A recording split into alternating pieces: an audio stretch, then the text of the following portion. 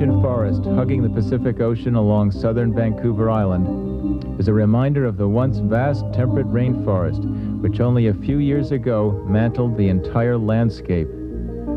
Some of the Earth's tallest and largest and oldest conifers fueled a booming logging industry in Victoria 25 years ago.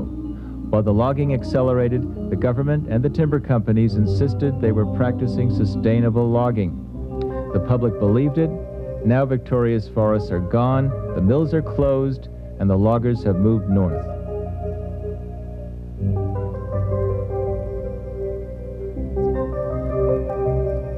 The Carmanah Valley and the neighboring Walbrin watershed together represent the only surviving scrap of exceptional rainforest left on southern Vancouver Island. If the Minister of Forests gets his way, most of it will end up as 2x4s or pulp. At the current frenzied rate of logging, all the economically and ecologically valuable rainforests on the entire coast of British Columbia will be gone in about 10 years.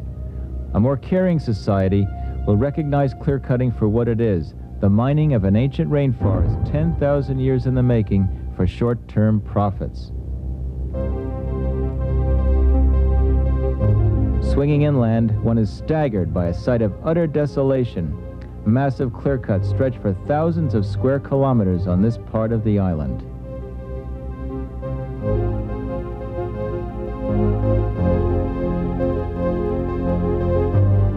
The government actually sanctions the stripping of shoreline forests, no matter how beautiful or environmentally sensitive. Clear-cutting proceeds relentlessly in the biologically rich watersheds, and the chainsaws attack erosion-prone slopes. Other critical forest values like wildlife, spawning salmon and steelhead, recreation, and pure water don't seem to count for very much on the vast public lands monopolized by the big timber companies like Fletcher Challenge and Macmillan Bloedel.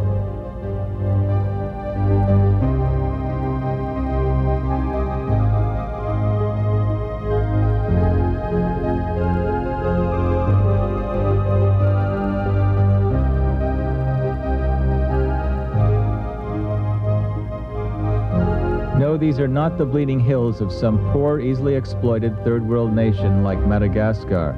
This is Canada's western province of British Columbia, one of the richest, most privileged regions of the Northern Hemisphere.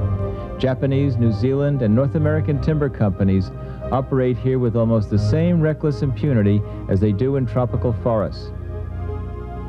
Fall and winter gales sweeping in from the Pacific periodically deliver torrential rains of incredible ferocity.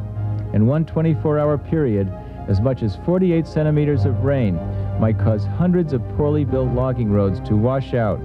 Roaring slides are precipitated, and hundreds of thousands of tons of rich organic debris and life-giving soils are washed down into the valleys, turning salmon rivers and estuaries red like the Ganges.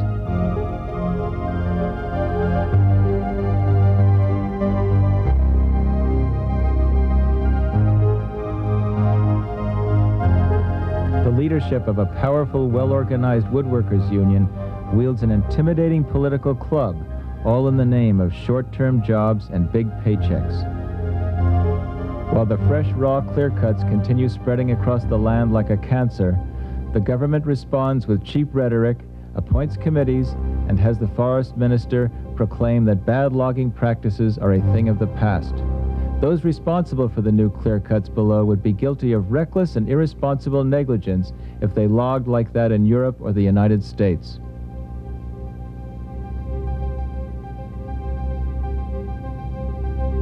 Flying north along the Vancouver Island coast towards Clackwood Sound, Canada's famous wilderness gateway to the Pacific, we pass deeply scarred ridges which surely rank near the top of the list of man's grossest crimes against nature.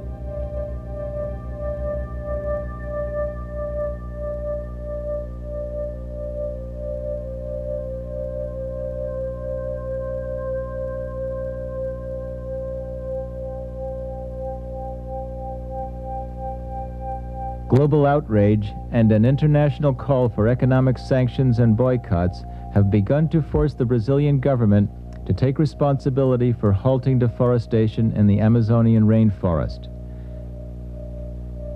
Canada whose favored nation status makes it a far more difficult target for international condemnation, is really no less guilty than Brazil.